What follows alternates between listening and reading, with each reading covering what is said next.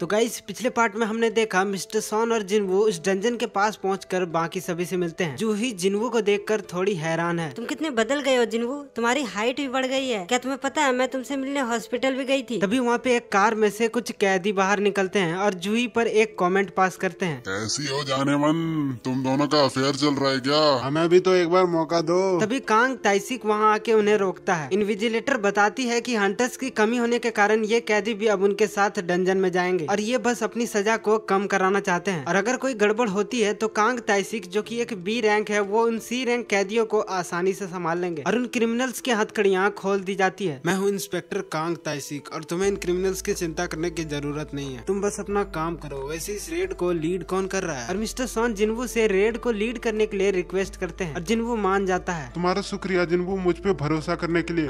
इसकी कोई जरूरत नहीं है मिस्टर सॉन। उस दिन मेरी वजह से 7 लोग मारे गए, लेकिन जो 6 लोग बचे हैं वो सब तुम्हारी वजह से। हम सब तुम्हारे आभारी हैं। और किम भी मिस्टर सॉन को लीडर बनाने के लिए मान जाता है और डंजन के अंदर सभी लोग गॉब्लिन्स को मारने लगते हैं और क्रिमिनल्स भी उन गॉब्लिन्स को बड़ी आसानी से मार रहे हैं। जिनवू भी कुछ गॉब्लिन्स को मार देता है। देखकर लगता है तुम काफी ताकतवर हो गए जिनवू। वैसे तुम्हें ये खंजर मिला कहाँ से? हाँ, बस ऐसे ही। तुम काफी बदल गए हो जिनवू, इस बार तो तुम्हें कोई खरोच भी नहीं आई। और मिस्टर सॉन समझ जाते हैं कि जिनवू पहले से ताकतवर हो चुका है और कांग उन्हें आगे बढ़ने को बोलता है। और आगे बढ़ने के बाद उनके सामने 3 रास्ते होते हैं। वो सभी डिसाइड करते हैं कि उन्हें 3 टीम्स में बंटना होगा। जिनवू अपनी परसेप्शन एबिलिटी से पता लगा लेता है कि लेफ्ट वाले रास्ते में ही डंजन का बॉस छुपा हुआ है। जिनवू, मिस्टर सॉन और जूही लेफ्ट में जाते हैं, किम और वो बंदा बीच वाले रास्ते में जाते हैं और कांग और वो क्रिमिनल्स राइट में जाते हैं। और यहाँ पर किम और वो बंदा उन गॉब्लिन्स को मार रहा है। किम बताता है, मुझे जिनवू से अपनी गलतियों के लिए माफी मांगना ही होगा। एक हंटर के लिए ये कितनी शर्मनाक है ना। भले ही परिस्थिति कैसी भी रही हो, लेकिन हमने अपने साथियों को धोखा दिया। क्या हमें वो माफ कर पाएगा? लेकिन हमें कोशिश करनी होगी। और इधर वो क्रिमिनल्स भी उन गॉब्लिन्स को आसानी से मार देते हैं। इन गॉब्लिन्स को मारना कितना आसान था यार। और कांग उन्हें बोलता है, क्या अगर यहाँ कोई इंसान होता तो तुम ऐसे ही उसे मार देते? हाँ, क्या ही फर्क पड़ता है इंसान हो या गॉब्लिन्स। तभी हम फ्लैशबैक में उसी बंदे को देखते हैं जो कि अंधेरी जगह पर कांग से कुछ कह रहा होता है। उन 3 लोगों ने मेरी बेटी की इज्जत लूट ली, उसके बाद उसने सुसाइड कर लिया और इस सदमे से मेरी पत्नी हॉस्पिटल पहुंच गई है। और जिन्होंने ये किया वो हंटर्स है, इसलिए उन्हें रेड का मौका दिया जा रहा है। मैं तो अपनी बेटी खो चुका हूँ और वो क्रिमिनल्स भी कुछ टाइम में जेल से बाहर आ जाएंगे। और वो कांग को 300 करोड़ का ऑफर देता है उन्हें मारने के लिए। वहीं प्रेजेंट में कांग उन क्रिमिनल्स से कहता है, यहाँ से निकलने के बाद मैं इंस्पेक्टर से कहूंगा कि तुम सभी पर सैकड़ों गॉब्लिन्स ने हमला किया था और तुम सभी लड़ते हुए मारे गए। तभी वहाँ पे किम और वो मोटा बंदा आता है और वो देखते हैं कांग ने 2 क्रिमिनल्स को मार दिया है और एक को अपने हाथों से पकड़ा हुआ है। तुम ये क्या कर रहे हो? और वो उस क्रिमिनल को भी मार देता है। लगता है प्लान में थोड़ा चेंज करना पड़ेगा। और कांग उन दोनों को भी मारने के लिए आगे बढ़ता है। और इधर मिस्टर सॉन, जिनवू और जूही किम की चिल्लाने की आवाज सुनते हैं और वो सभी उनकी तरफ दौड़ते हैं। वो देखते हैं सभी क्रिमिनल्स मारे गए हैं और वो मोटा सा बंदा भी मर चुका है। तभी जिनवू की नजर किम पर जाती है। किम खून से पूरा लथपथ पड़ा हुआ है। जिनवू जल्दी से जूही को उसे हील करने के लिए कहता है, ये किसी मॉन्स्टर का काम नहीं है, इतने सारे हमले, पक्का ये किसी दरिंदे का काम है। तुम्हें जिंदा रहना ही होगा अपनी फैमिली के लिए, वरना मैं दोषी किसे मानूंगा। और किम इस हालत में भी जिनवू से कहता है, मुझे माफ कर देना जिनवू, मैंने सोचा नहीं था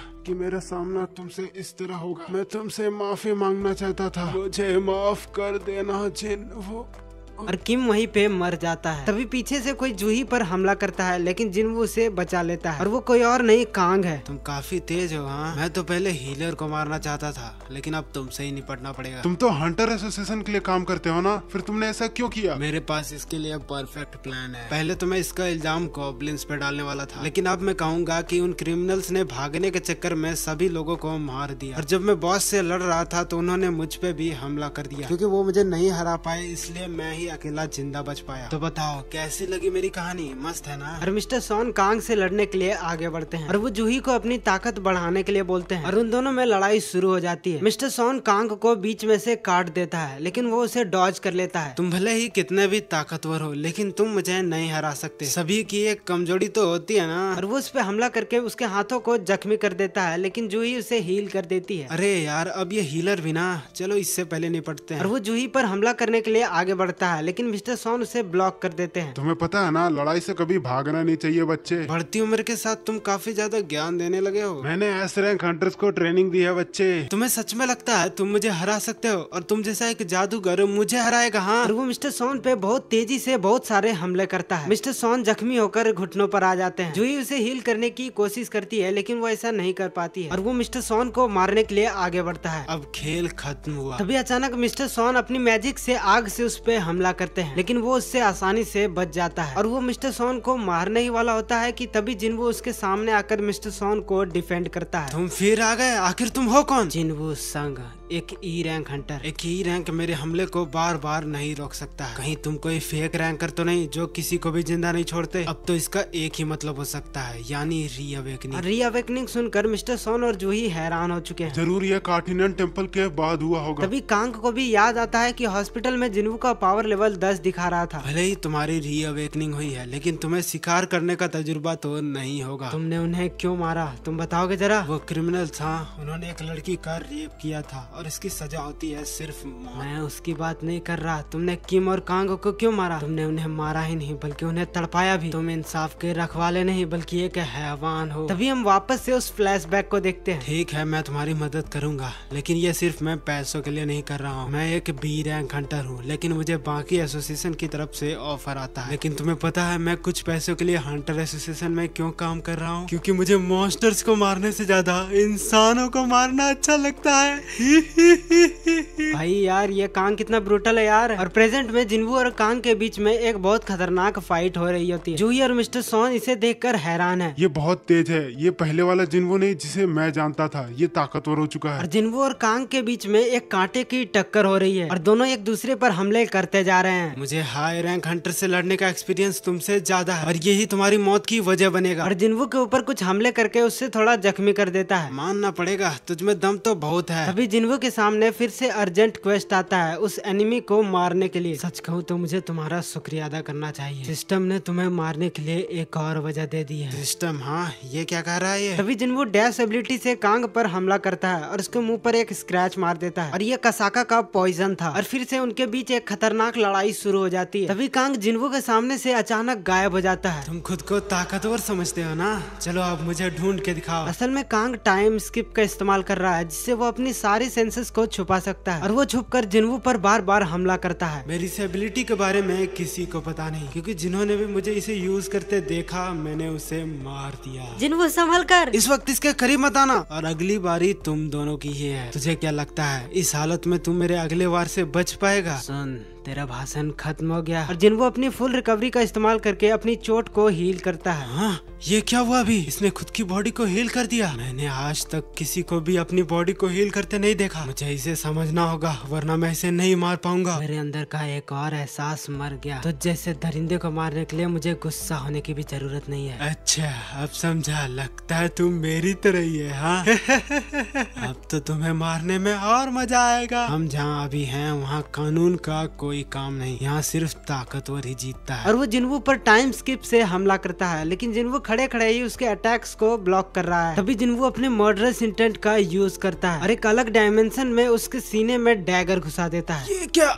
ये तो नामुमकिन है। और कांग जिनवू के सामने घायल पड़ा हुआ है और जिनवू से कहता है, हंटर से रहम की उम्मीद करना भी बेकार है। हम दोनों एक जैसे ही हैं। इस वक्त हम दोनों ही हत्यारे हैं। मैं मर रहा हूँ क्योंकि मैं हार गया, लेकिन फिर भी तुम एक ई रैंक हंटर होते हुए भी मुझे कैसे मार सकते हो? खुद की बॉडी को हील भी कर सकते हो और इतने ताकतवर भी हो। मैंने आज तक ऐसा नहीं देखा। मुझे पता नहीं, मैं खुद इस बात को समझने की कोशिश कर रहा हूँ। मैं मर रहा हूँ।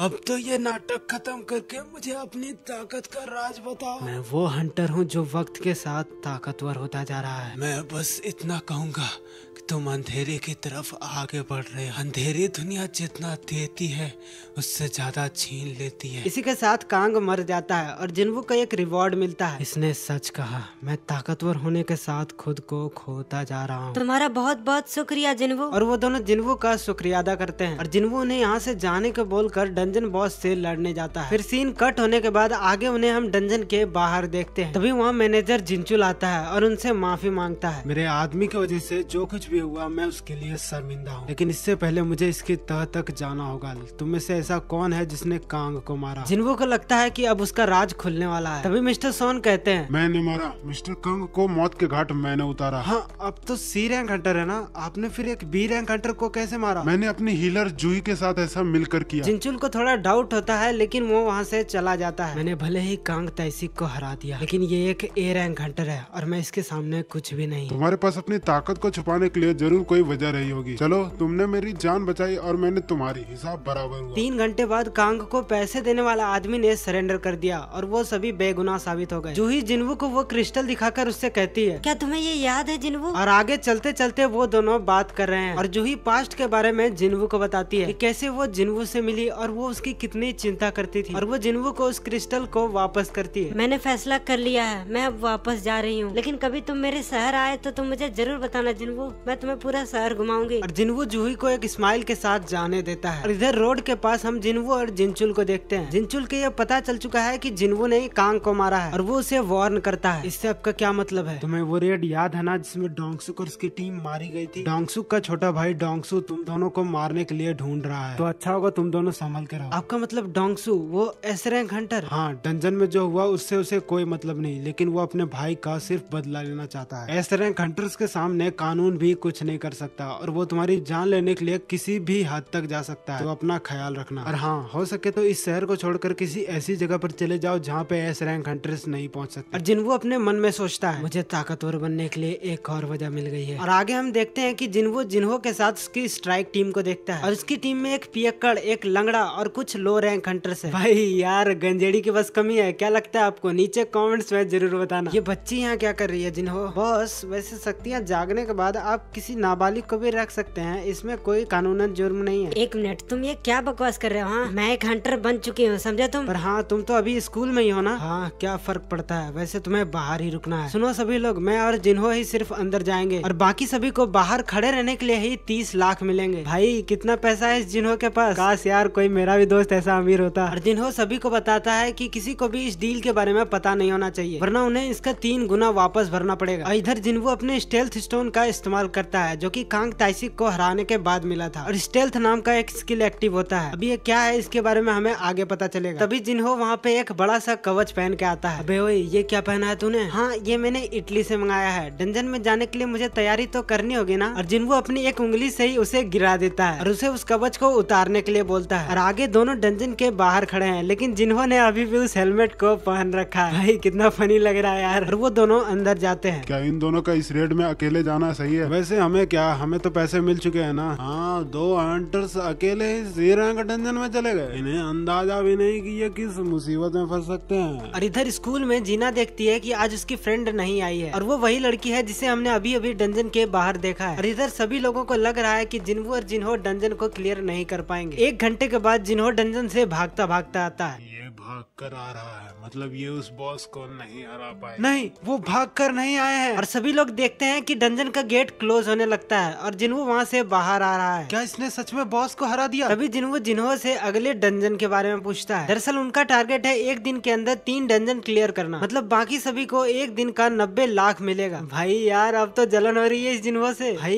1 दिन का 90 लाख। और सभी लोग ये देखकर हैरान है कि ये दोनों 1 दिन में 3 डंजन क्लियर करेंगे। अगले डंजन में जिन्हो बड़ी आसानी से उन गॉब्लिन्स को मार रहा होता है और जिन्हो वहाँ पे माइनिंग का काम कर रहा होता है। और जिन्हो एक के बाद एक सभी गॉब्लिन्स को मार देता है। आगे वो दोनों मिलकर एक के बाद एक सभी डंजन को क्लियर करते जा रहे हैं और इसी के साथ जिन्हो का लेवल अप भी हो रहा है। फिर एक डंजन में हम जिन्हो को टाइम स्किप इस्तेमाल करते देखते हैं और ये वही स्टेल्थ स्किल है जो कि स्टेल्थ स्टोन से मिला था। जिन्हो ये देखकर थोड़ा हैरान है, बॉस ने ऐसे हुनर को छिपा के रखा था अभी तक। बॉस तो और भी ज्यादा ताकतवर हो गए हैं। और अब जिन्हो का डैश एबिलिटी भी लेवल 2 पे पहुंच गया है। तभी जिन्हो के पीछे एक मॉन्स्टर आता है, लेकिन जिन्हो पलक झपकते ही उसे काट देता है और पहले से अब उसकी डैगर स्ट्राइक भी बढ़ चुकी है। और अब जिन्हो के पास कई सारी नई स्किल्स भी है। अब मेरे पास काफी सारी नई स्किल्स भी है, तो क्या मुझे अब उस डीमन कैसल में जाना चाहिए? तभी जिन्हो के सामने एक नोटिफिकेशन आता है, the player has reach the required level, मतलब प्लेयर अब जरूरी लेवल तक पहुंच गया है। और जिन्हो के सामने एक जॉब चेंज क्वेस्ट आता है। और इधर टाइगर हंटर एसोसिएशन के ऑफिस में एक बंदा अपने मैनेजर से कहता है, मिस्टर संगमिन, आपको ये देखना चाहिए, ये मामला सी रैंक डंजन से जुड़ा हुआ है। क्या 150 मिलियन? कोई सी रैंक गेट्स के राइट्स के लिए 150 मिलियन देने को तैयार है? हाँ सर, यूजिन कंस्ट्रक्शन का छोटा बेटा और उसकी स्ट्राइक टीम सी रैंक गेट्स के लिए मार्केट वैल्यू से ज्यादा देने के लिए तैयार है। और मैनेजर जिन्हो का नाम देखकर थोड़ा हैरान है कि एक अमीर बाप का लड़का एक हंटर बनने में क्यों इंटरेस्टेड है। और तभी वो संग जिन्वू का नाम देखता है। हाँ सर, ये टीम पूरी जल्दबाजी में बनाई गई है और इसका मकसद क्या है पता नहीं। तभी मैनेजर को याद आता है कि उसने जिन्वू का नाम कार्टिनेंट टेम्पल के उस हादसे में सुना था। इधर जिन्हो और जिन्वू एक और रेड करके वापस आते हैं और यहाँ पर मस्त दो लोग पत्ते वत्ते खेल रहे हैं। यार भाई ये जॉब मुझे भी चाहिए यार। इसके लिए कौन सा फॉर्म फिल करना होगा यार? जिन्हो, क्या आज ड्राइविंग मैं करूँ? वैसे भी हमारे पास कोई काम नहीं है करने को। और यहाँ पर मैनेजर को लग रहा है कि जिन्वू की रीअवेकनिंग हुई है। सर, आपको पक्का लगता है कि जिन्वू की शक्तियाँ दोबारा जागी है? मुझे पूरा यकीन है। वो लड़का 3 बड़े हादसों से बच गया है। सबसे पहला वो कार्टिनेंट टेम्पल वाला हादसा, दूसरा डोंगसुक और उसकी स्ट्राइक टीम वाला हादसा और तीसरा कांग ताइसिक की मौत वाला हादसा। तीनों बड़े हादसों में वो लड़का जिंदा बच गया और ऐसा तभी हो सकता है जब उसकी शक्तियाँ दोबारा जागी हो। और वो दोनों एक डंजन के पास पहुँचते हैं और वो देखते हैं कि कुछ हंटर्स वहाँ पे बाहर चिल कर रहे हैं। तभी वो लड़की उनसे कहती है, रुक जाओ, इस एरिया में किसी का भी आना मना है। हाँ, हमें माफ करना, हमने हंटर्स को देखा तो यहाँ चला आया। क्या तुम्हारा इस डंजन के इतना करीब होना सही है? लगता है तुम मुझे एक बच्ची समझ रहे हो। ध्यान से देखो, मैं एक हंटर हूँ। फिर कहीं तुम भी इस स्ट्राइक टीम का हिस्सा तो नहीं हो? और वो मैनेजर पूरी तरह से चौंक जाता है कि इन सभी को छोड़कर जिन्वू संग अकेले ही डंजर के अंदर चला गया है। ये हमारे लिए एक बहुत बड़ी खोज साबित हो सकती है। और वो दोनों वहाँ से चले जाते हैं। तभी जिन्वू और जिन्हो उस रेड को भी क्लियर करके बाहर आते हैं। तो कल हमें कहीं जाना है क्या जिन्हो? वैसे मुझे कल छुट्टी चाहिए थी। हाँ बॉस, कुछ रेड्स तो है लेकिन मैं इसे 2 दिन तक रोक सकता हूँ। हाँ तो ठीक है, हम इसे बाद में करेंगे। और वो आज की अगली रेड के लिए जाने लगते हैं। और आगे हम एक खतरनाक सा सीन देखते हैं जहाँ पर एक बड़ी सी एंट आग में जलाकर कुछ लोगों को मार रही है। और दरअसल चोई एक सपना देख रहा है और वो अभी भी उस पल को नहीं भुला पाया है जो कि उस आइलैंड पे हुआ था। और यहाँ पर रोड पे वो मैनेजर और वो बंदा जिन्वू से मिलता है। हेलो मिस्टर संग, आपसे मिलकर खुशी हुई। मैं आंग सांग मिन हूँ, व्हाइट टाइगर गिल्ड की सेकंड एडमिनिस्ट्रेशन का मैनेजर। अगर आप कहे तो मैं आपसे कुछ देर बात कर सकता हूँ। और यहाँ पर वो दोनों कॉफी शॉप में बात कर रहे हैं। आपको तो पता ही होगा मिस्टर संग, हमारी गिल्ड दुनिया की सबसे बड़ी गिल्ड में से एक है। हमें आप जैसे हंटर्स की हमेशा तलाश रहती है और अगर आप हमारी गिल्ड को ज्वाइन करते हैं तो हम आपको यूजिन कंस्ट्रक्शन का दुगुना पे करेंगे और इसके अलावा अगर आपकी कोई शर्तें हैं तो वो भी हमें मंजूर है। और मैनेजर मन ही मन खुश हो रहा होता है। क्या बात है, एक हंटर के लिए इससे अच्छी डील हो ही नहीं सकती। अब तो ये पक्का मान ही जाएगा। जिन्वू उससे व्हाइट टाइगर गिल्ड के हेडक्वार्टर का मार्केट वैल्यू पूछता है जिसकी वैल्यू अभी करीब 5000 करोड़ है। और जिन्वू उसे यूजिन कंस्ट्रक्शन के ऑफर के बारे में बताता है। क्या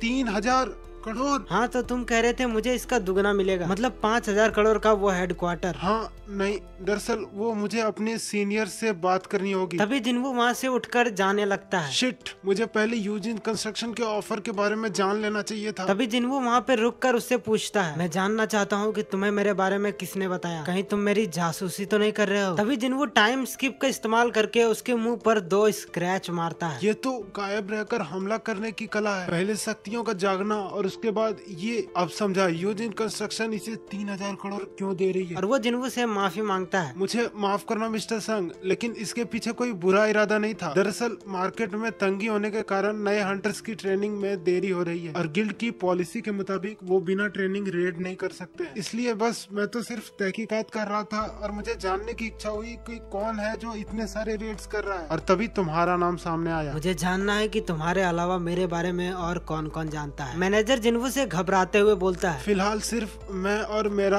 असिस्टेंट। और जिन्वू उसे वार्न करता है कि अगर किसी को भी उसके बारे में पता चला तो उसका सीधा शक उन दोनों पे जाएगा। वैसे मुझे हमेशा गिल्ड को एक रिपोर्ट देनी पड़ती है, लेकिन मैं इस बात का ख्याल रखूंगा कि मेरा असिस्टेंट शांत रहे। और जिन्वू वापस आकर उससे कहता है, मुझे पता है सी रैंक गेट्स के लगातार बुक होने के बाद परेशानी हो रही है, लेकिन हमें कुछ वक्त तक ऐसा करना होगा। मैं समझ सकता हूँ, लेकिन इस वजह से नए हंटर्स को काफी तकलीफ हो रही होगी ना। और जिन्वू उसे ऑफर देता है कि वो 3 सी रैंक गेट्स को उन्हें सौंप देगा, लेकिन एक गेट के बदले 30 करोड़ चाहिए, मतलब टोटल 90 करोड़। क्या 30 करोड़?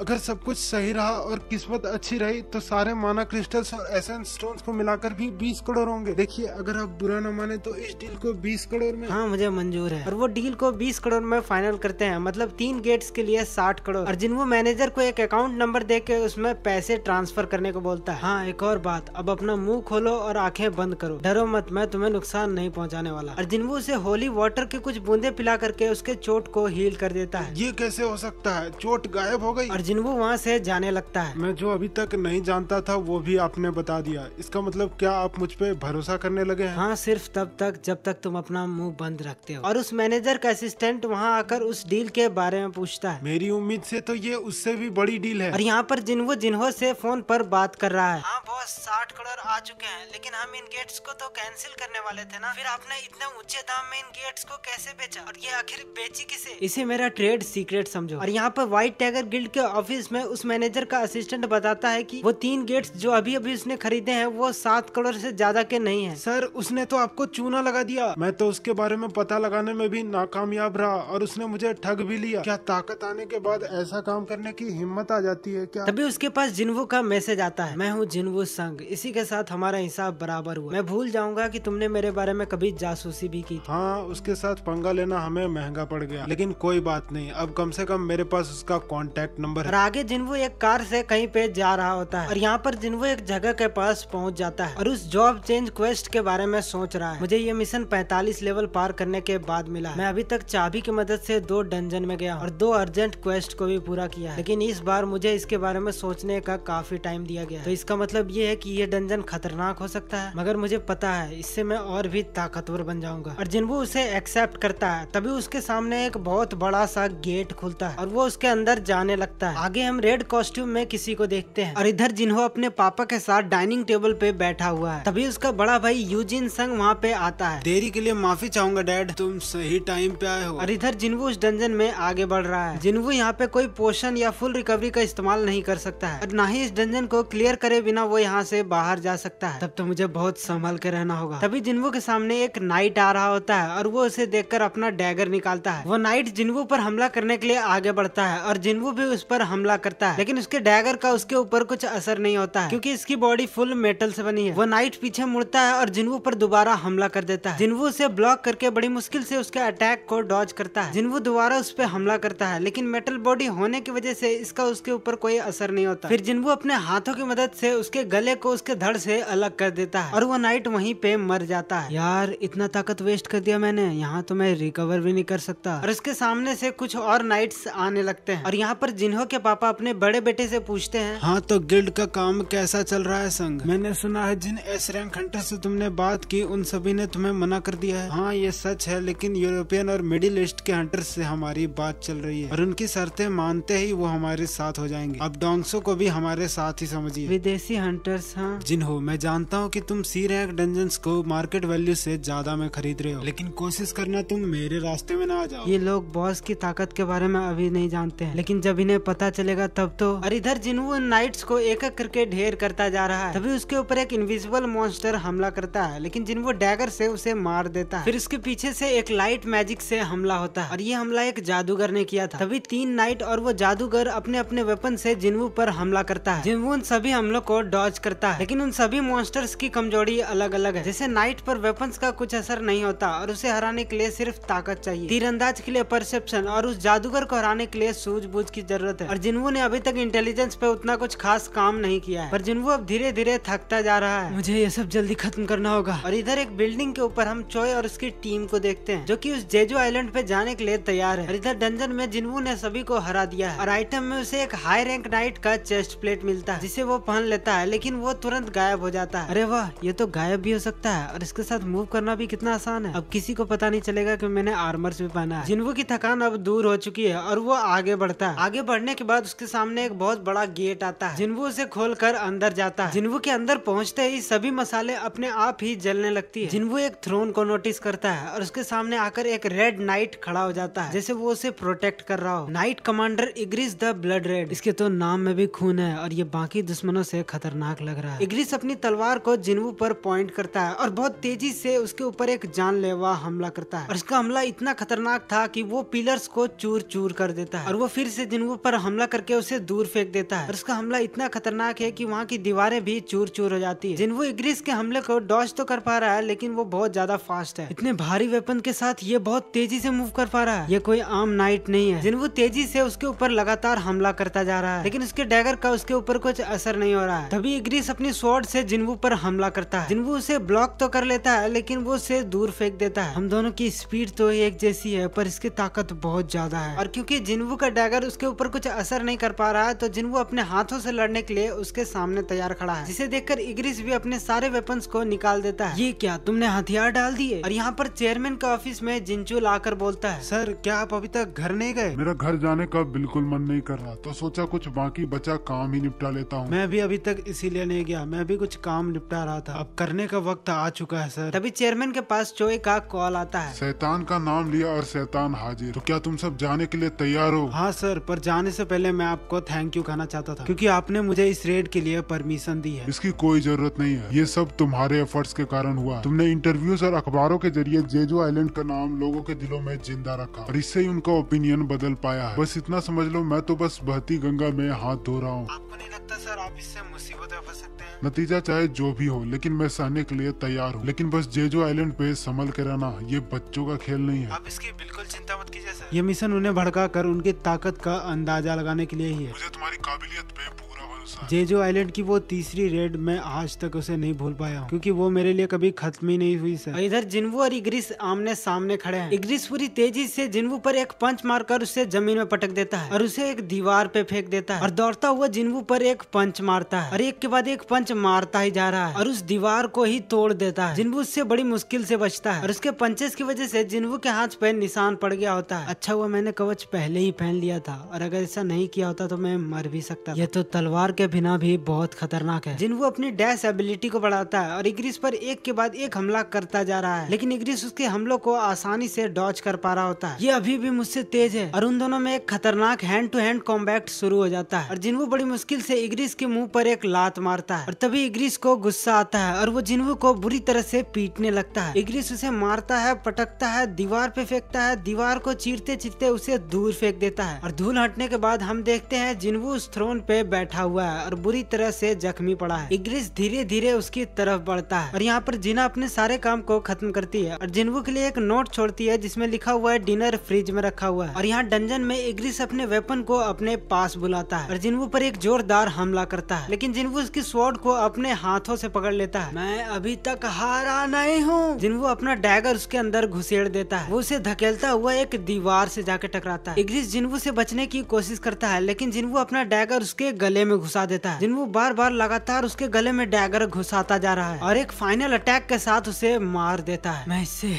जीत तो गया हूँ ना। और जिन्वू थक कर नीचे बैठ जाता है। हाँ, ये जीत मुझे सिर्फ किस्मत से मिली है। हुनर, काबिलियत, ताकत, सभी मामले में ये मुझसे ज्यादा था। मैं यहाँ मर भी सकता था। और उसे हराने की वजह से जिन्वू को 4 रिवॉर्ड्स मिलते हैं। एक लेदर पाउच जिसमें 15 लाख गोल्ड कॉइन्स हैं। इसके साथ साथ उसे एस रैंक का एक क्रिम्सन नाइट हेलमेट मिलता है, जिससे उसका फिजिकल डैमेज 20% कम हो जाएगा। और ये वही हेलमेट है जो कि इग्रिस के पास था। और इक्विपमेंट्स में भी उसे अब पहले से कम डैमेज होगा। और रूलर्स हैंड के लिए उसे एक स्टोन मिलता है। अब ये क्या है इसके बारे में हमें आगे पता चलेगा। और जिन्वू को एक टेलीपोर्टेशन स्टोन भी मिलता है। इस वक्त इसे देने का क्या मतलब है? क्या यही था जॉब चेंज क्वेस्ट या और भी कुछ बाकी है? तभी जिन्वू के पीछे से कुछ और छोटे छोटे गेट्स खुलने लगते हैं और जिन्वू के पीछे बहुत सारे गेट्स खुल जाते हैं। और तभी जिन्वू के सामने एक नोटिफिकेशन आता है और अब बस जिन्वू को सिर्फ जिंदा रहना है, वो भी पॉइंट्स के लिए। और उन पॉइंट से ही डिसाइड होगा कि उसे कौन सा हायर क्लास असाइन किया जाएगा। और उन गेट्स के अंदर से बहुत सारे मॉन्स्टर्स बाहर आने लगते हैं और जिन्वू पर हमला करने के लिए आगे बढ़ते हैं। जिन्वू भी उनकी तरफ हमला करने के लिए बढ़ता है। और इधर वो हेलीकॉप्टर जिसके अंदर चोई और उसकी टीम बैठी हुई है जेजो आइलैंड पे जाने के लिए, वो टेक ऑफ करता है। और इधर डंजन में जिन्वू एक एक करके सभी नाइट्स को मारता जा रहा है, लेकिन फिर भी उनकी तादाद कम होने का नाम ही नहीं ले रही और उस गेट से और भी नाइट्स बाहर आ रहे हैं। मुझे जितनी देर हो सकता है जिंदा रहना होगा। और जिन्वू टाइम स्किप का इस्तेमाल करता है। टाइम स्किप के लिए 200 पॉइंट्स लगते हैं, उसके बाद हर सेकंड के लिए 1 पॉइंट। और मेरे पास अब सिर्फ 190 पॉइंट्स है। मुझे जितना हो सके उतना टाइम पास करना होगा। तभी एक मैजिशियन अपने मैजिक से एक आई को समन करता है और वो डेविल आई जिन्वू के टाइम स्किप को तोड़ देती है और वो सभी नाइट्स जिन्वू को देख लेते हैं और उस पे हमला करते हैं। जिन्वू मर्डरस इंटेंट का यूज करके बड़ी मुश्किल से उन्हें मार पाता है और जिन्वू अब काफी ज्यादा थक चुका है। तभी एक नाइट पीछे से अपनी स्वॉर्ड से जिन्वू पर हमला करता है। जिन्वू बड़ी मुश्किल से उसे एक किक मार के दूर फेंकता है। कितना वक्त हुआ लड़ते हुए? ये क्या, अभी तो सिर्फ 5 मिनट हुए। यहाँ रुकना खतरे से खाली नहीं है, लगता है इस स्टोन का इस्तेमाल करना ही होगा। तभी अचानक से एक नाइट अपने हैमर से उसके हाथों पर हमला कर देता है और वो टेलीपोर्टेशन ट्रांसफॉर्मेशन स्टोन जिन्वू के हाथ से दूर जाके गिरता है और अब जिन्वू के पास कोई चारा नहीं है, उसे उनसे लड़ना ही होगा। और जिन्वू सभी को एक एक करके मारने लगता है। मेरा स्टेमिना खत्म हो रहा है, लेकिन चाहे जो भी हो मुझे जिंदा बचना होगा। और दोबारा से उन नाइट्स को एक एक करके मारने लगता है। थोड़ी देर बाद जिन्वू पूरी तरह से थक चुका है और उसके नकल से भी खून आ रहा है। वो मॉन्स्टर जिन्वू पर एक के बाद एक हमला करके उसे घायल करने लगते हैं और जिन्वू को वो मेमोरीज याद आ रही है जिसमें लोग उसे वीकेस्ट हंटर कहा करते थे। और तभी जिन्वू के सामने उसका पास्ट का एक क्लोन आता है। तुम इतना बड़ा खतरा क्यों मोल ले रहे हो जिन्वू? देखो खुद को, तुम एक ई रैंक हंटर थे और अब क्या बन चुके हो, तो क्या इतना काफी नहीं है? और यहाँ पर हंटर एसोसिएशन के चेयरमैन जिनचुल से कहते हैं, याद है जेजो आइलैंड की वो तीसरी रेड? उस समय मेरी बॉडी फिट ना होने के कारण मैं वहाँ पे नहीं जा पाया। क्या तुम वहाँ गए थे जिनचुल? हाँ सर, उस समय मैं एक पेरीमीटर सिक्योरिटी पे अपॉइंट था। उस दिन हजारों लोग मारे गए थे और जो जिंदा बच गए वो आज तक उस दर्द को नहीं भूल पाए हैं और सभी डरे हुए भी हैं। और इधर जिन्वू का क्लोन उससे कहता है, तुम सोच रहे होगे क्या ये मैं ही हूँ? तुम खुद को पहचान नहीं पा रहे होगे। ये लंबा है, इसकी हालत भी सही है और दिखने में भी तगड़ा है, लेकिन ये सिर्फ दिखने में ही लग रहा है। लेकिन अंदर से तुम भी मेरी तरह कमजोर हो और लगता है मैं फिर से मरने वाला हूँ। और तभी जिन्वू पर एक स्वॉर्ड से हमला होता है और वो दूर जाके गिरता है। तुम्हारी असली पहचान है संग जिन्वू, एक ई रैंक हंटर, एक हारा हुआ इंसान हकीकत से कोसों दूर है। अपनी बकवास बंद करो, समझे तुम? और जिन्वू एक अटैक को डॉज करता है, लेकिन एक नाइट उसके मुंह को पकड़कर जमीन में पटक देता है। तुम अब भी कमजोर हो और यही होता है जब कोई खुद को हर तरह से तैयार समझता है और यही घमंड तुम्हारे मौत का वजह बनेगा। क्या अब भी वही होगा जो उस समय हुआ था? और तभी जिन्वू के सामने उसका डेली क्वेस्ट ओपन होता है जो कि आज उसने पूरा नहीं किया है और उसे उसकी पेनल्टी भरनी होगी। हुनर के साथ किस्मत भी जरूरी होती है और लगता है आज वो तुम्हें मारने के मूड में नहीं है, तो चलो फिर कभी मुलाकात होगी। और जैसे ही वो नाइट स्वॉर्ड से जिन्वू पर हमला करने ही वाला होता है कि तभी उसके सामने पेनल्टी की एक नोटिफिकेशन ओपन होती है और जिन्वू पेनल्टी जोन में ट्रांसफर हो जाता है। और जिन्वू की आंख खुलती है तो वो खुद को पेनल्टी जोन में पाता है। अरे हाँ, मैंने आज डेली क्वेस्ट पूरा नहीं किया था और इस पेनल्टी की वजह से ही मेरी जान बच पाई है। वैसे नाइस टाइमिंग। और जिन्वू अपनी बॉडी को रिस्टोर करने लगता है। होली वाटर पीने के बाद भी उसका पॉइंट्स रिस्टोर नहीं होता है। अब तो मेरे पास दो ऑप्शन है। अब मैं या तो इसे रिस्टोर होने के लिए वक्त दूं या फिर अपना लेवल बढ़ा के इसे खुद ही रिस्टोर कर दूं। लगता है मैं फालतू ही टेंशन ले रहा था। और इसके सामने बहुत सारे जाइंट सेंटीपीड्स होते हैं और जिन्वू उन सेंटीपीड से लड़ने लगता है। और इधर जीना सोच रही है कि जिन्वू अभी तक घर क्यों नहीं आया है। क्या वो इतनी रात तक काम कर रहा है? वैसे मैंने उसे गार्जियन टीचर मीटिंग के बारे में तो बताया ही था, तो क्या वो सुबह तक घर वापस आ पाएगा? और जिन्वू उन सेंटीपीड्स को मार के अपना लेवल अप करता है। मेरे पास अब सिर्फ यहाँ 10 मिनट बचे हैं, मुझे तैयारी कर लेना चाहिए। और जिन्वू नाइट किलर नाम का एक वेपन को बाय करता है। ये डैगर उन नाइट्स को 25% ज्यादा डैमेज देगा। हाँ, थोड़ा महंगा है पर काम का है। और जिन्वू श्रीयुन स्टोन को तोड़कर एक नई स्किल को एक्वायर करता है जो कि है रूलर्स हैंड, जिससे जिन्वू किसी भी चीज को बिना फिजिकली टच किए उसे मूव कर सकता है और इसके लिए उसे कोई माना भी नहीं चाहिए। ये तो आसान लगता है। अच्छा, तो इग्रिस ने इसी का इस्तेमाल किया था और अपने हाथों से वो एक सेंटीपीड की बॉडी को मूव करने की कोशिश करने लगता है, लेकिन वो फेल हो जाता है। लगता है मैं बड़ी चीजों पर अभी इसका इस्तेमाल नहीं कर सकता हूँ। और जाने के लिए जिन्वू अपने हाथों में एक पट्टी बांधकर पूरी तरह से तैयार हो जाता है। 3, 2, 1, 0 और जिन्वू वापस से उस डंजन में टेलीपोर्ट हो जाता है। और यहाँ पर चोई की टीम जेजू आइलैंड की तरफ आगे बढ़ रही है। हम जेजू आइलैंड के सिक्योरिटी पेरीमीटर के एयर स्पेस में पहुंचने वाले हैं। ठीक है कैप्टन। और चोई चाहिन से कहता है, मैं जानता हूँ चाहिन, तुम वो सब कभी नहीं भूल सकती हो। नहीं, जिस वक्त यह हादसा हुआ मैं उस वक्त एक हंटर नहीं थी, लेकिन मैं आपकी बातों को समझ सकती हूँ। तभी पायलट चोई से कहता है, कमांडर चोई, हमें पानी में माना क्रिस्टल्स दिख रहे हैं, अपनी स्क्रीन पे देखिए जल्दी। और इधर जिन्वू किलर राइट से सभी को आसानी से मार पा रहा है। ये क्या, मैं इन्हें मार रहा हूँ लेकिन इनकी तादाद कम क्यों नहीं हो रही है? एक सेकंड, ये जादूगर यहाँ क्या कर रहा है? ये मैजिक तो यूज कर रहा है लेकिन कोई हमला नहीं हो रहा है। और जिन्वू समझ जाता है कि वो मैजिशियंस उन गेट्स को ओपन करके रख रहे हैं और इसी वजह से नाइट्स लगातार उस गेट से बाहर आते जा रहे हैं। और जिन्वू उछलकर अपने डैगर से एक मैजिशियन पे हमला करता है और उस मैजिशियन के मरते ही कुछ नाइट्स अपने आप ही नीचे गिर जाते हैं। और जिन्वू टाइम स्किप का इस्तेमाल करता है, तभी वो डेविल आइज फिर से ओपन हो जाती है और रूलर हैंड की मदद से जिन्वू अपने डैगर को पास बुलाता है और एक और नाइट को मार देता है। और जिन्वू एक एक करके उन नाइट्स को मार करके आगे बढ़ता जा रहा है और एक और मैजिशियन को देख लेता है। तुम और कब तक वहाँ छुप के रहोगे? हाँ। और उस पे एक हमला करके उसे मार देता है। तभी अचानक सभी नाइट्स मिलकर एक बड़े मॉन्स्टर में बदल जाते हैं और वो जाइंट मॉन्स्टर जिन्वू पर हमला कर देता है। जिन्वू तेजी से उसकी बॉडी पर चढ़ता है और उस झूमर को पकड़कर उसे काट देता है और वो झूमर उस मॉन्स्टर के ऊपर गिर जाता है। और जिन्वू एक एक करके सभी नाइट्स को मारकर उन मैजिशियंस की तरफ बढ़ रहा है और उन तीनों मैजिशियंस को भी खत्म कर देता है। लेकिन पीछे से वो जाइंट मॉन्स्टर जिन्वू पर एक पंच मारता है। जिन्वू उसे ब्लॉक कर लेता है और उस पे एक खतरनाक हमला करके उसके टुकड़े टुकड़े कर देता है और वो मॉन्स्टर वहीं पे जमीन पे गिर जाता है। और जिन्वू जिन्वू ने 4 मिनट 29 सेकंड में ही सभी मॉन्स्टर्स को हरा दिया है और उसका ये जॉब चेंज क्वेस्ट भी कंप्लीट हो जाता है। आखिर ये खत्म हुआ, अब मैं फाइनली एक हायर क्लास में जा सकता हूँ और जिन्वू को एक नेक्रोमेंसर नाम का टाइटल मिलता है। असल में ये एक ऐसी क्लास है जिसमें शैडोज को एक्यूज्ड के तौर पे बुलाया जा सकता है। ये क्या, मौत का सौदागर? लेकिन मैं तो एक हत्यारा हूँ जो कि करीब से लड़ता है और यही मेरी स्किल्स है। अगर ये इल्जाम मुझ पे लग गया तो मेरी सारी मेहनत बर्बाद हो जाएगी। तभी उसके सामने इसे एक्सेप्ट करने के लिए येस या नो का ऑप्शन आता है। तो क्या मैं इसे मना कर दूं या फिर इसे ज्वाइन कर लूं? पर मुझे इसके बारे में तो ज्यादा कुछ नहीं पता। और तभी जिन्वू को पता चलता है कि ये एक हिडन क्लास है और फिर से येस या नो का ऑप्शन आता है। यार अब क्या करूं मैं? और जिन्वू थोड़ा सोचने लगता है, इससे मेरी शक्तियाँ भी बढ़ सकती है, तो क्या मुझे इसे ज्वाइन करना चाहिए या नहीं? अगर कोई एग्जाम्पल मिल जाता तो। और तभी जिन्वू का ध्यान सभी डेड बॉडीज पे जाता है। हाँ, ये जादूगर, ये तो वही कर रहा था ना, ये बिल्कुल मौत के सौदागर के जैसा है। जिन्वू इसे समझ जाता है और इसे एक्सेप्ट कर लेता है। और यहाँ पर सुबह सुबह जिनचुल चेयरमैन को चाय देता है। अब तो सुबह भी हो गई है। हाँ सर, अब तक तो वो उस आइलैंड पे पहुंच चुके होंगे। हाँ तो जिनचुल, अब जब यहाँ तुम हो ही तो क्यों ना तुम मेरे साथ थोड़ा सा वक्त बिता लो। और इधर डंजन में जिन्वू की वो एबिलिटी अवेकन होने लगती है। जिन्वू के अगल बगल से ब्लैक ऑरा निकलने लगता है। उसके बाद उसे शैडो मोनार्च का टाइटल मिलता है। और अब जिन्वू क्योंकि शैडो मोनार्च बन चुका है तो उसे उन मरे हुए नाइट्स की आवाजें सुनाई दे रही है। और जिन्वू को शैडोज एक्सट्रैक्ट करने के लिए एक वर्ड को सेलेक्ट करना है। हाँ,